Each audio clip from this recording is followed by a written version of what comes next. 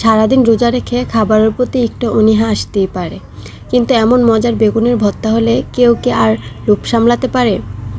গরম ভাতের সাথে একটু ভর্তা মেখে মুখে দিতেই মুখে রুচি যেন আবার ফিরে আসলো। আর এরকম বেগুনের ভর্তা দিয়ে 1 প্লেট ভাত খাওয়া যাবে। আসসালামু আলাইকুম, হাই এভরিওয়ান, সবাই কেমন আছেন? আশা করি সবাই ভালো আছেন। আলহামদুলিল্লাহ, আমিও ভালো আছি। তেল মশলা জাতীয় খাবার খেতে খেতে আর ভালো লাগছে না, তো ভাবলাম আজকে ভর্তা করে খাওয়া যাক। তো আজকে বেগুনের ভর্তা তৈরি করব।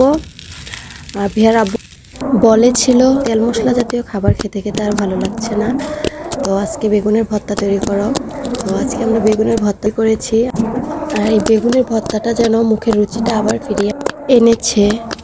তো বেগুনের ভর্তাটা তৈরি করার জন্য আমার যা যা লাগবে, তো আমি বেগুনটাকে আগে কেটে তারপর এটাতে একটু তেল মেখে আমি এটাকে ভেজে নিচ্ছি।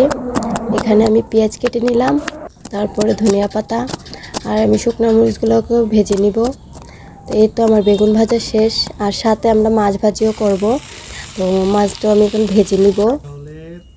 মাছ আমি কড়াইতে দিয়ে দিয়েছি, এখন মাছটা ভেজে নিচ্ছি। তো মাছটা ভাজা শেষ আমার। এখন আমি বেগুনের ভর্তাটা তৈরি করব। বেগুনের ভর্তাটা তৈরি করার জন্য আমি বেগুনের চামড়াটা আমি ফেলে দিয়েছি। এখানে আমি পেঁয়াজ দিয়ে দিয়েছি, ধনিয়া পাতা, সরিষার তেল আর শুকনো মরিচ দিয়ে ভালো করে আমি মেখে নিয়েছি। তো এই তো আমার বেগুনের ভর্তা রেডি। চাইলে আপনার